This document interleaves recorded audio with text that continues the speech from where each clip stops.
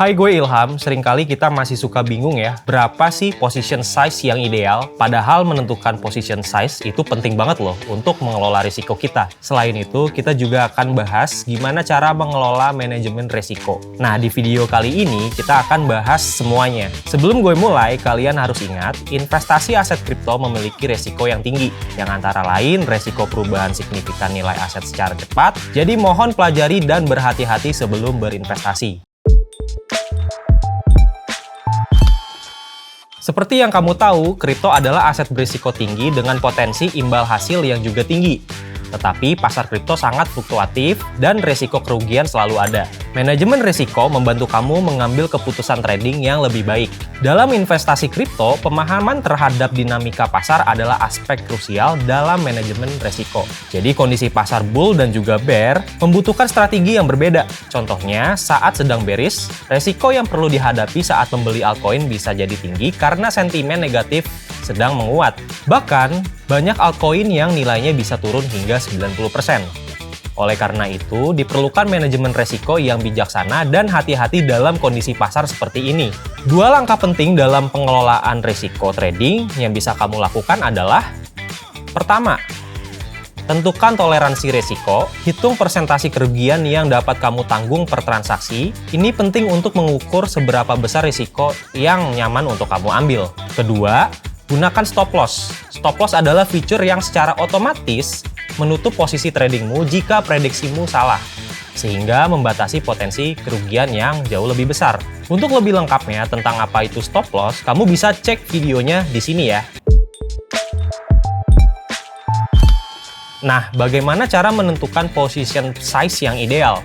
Pertama, tentukan jumlah risiko yang ingin diambil. Kedua, tentukan harga masuk atau entry point. Di harga berapa kamu akan membuka posisi trading.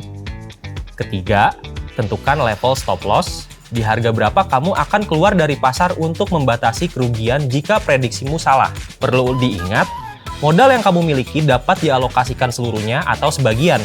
Untuk keamanan dan menghindari resiko likuidasi, akan lebih baik untuk tidak menggunakan seluruh modal yang kamu punya. Lakukan analisa sebelum berinvestasi. Misalkan, kalian punya modal $500 dan ingin menghitung position sizing atau ukuran posisi dan risk manajemennya.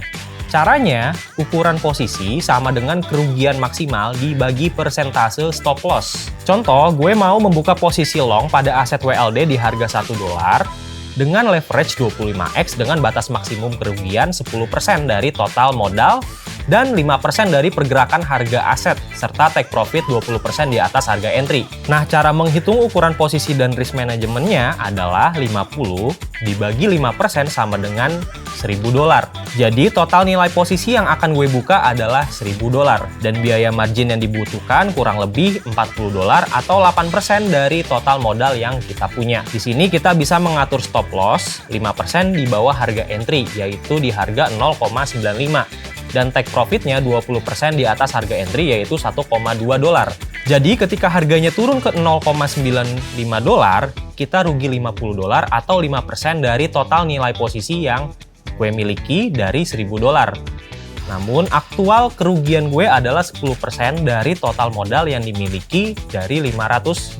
Apabila harga aset WLD mengalami kenaikan 20%, artinya di harga $1.2. Maka nilai posisi menjadi $1.200 dan keuntungan yang gue dapat adalah $200 atau 40% dari total modal. Sekarang, kamu sudah paham kan pentingnya manajemen resiko dan position sizing dalam futures trading? Jangan lupa untuk selalu melakukan analisis terlebih dahulu sebelum mulai trading di Pintu Pro Futures. Update aplikasi Pintu kalian ke versi terbaru biar bisa akses Pintu Pro Futures. See you di video lainnya. Bye-bye!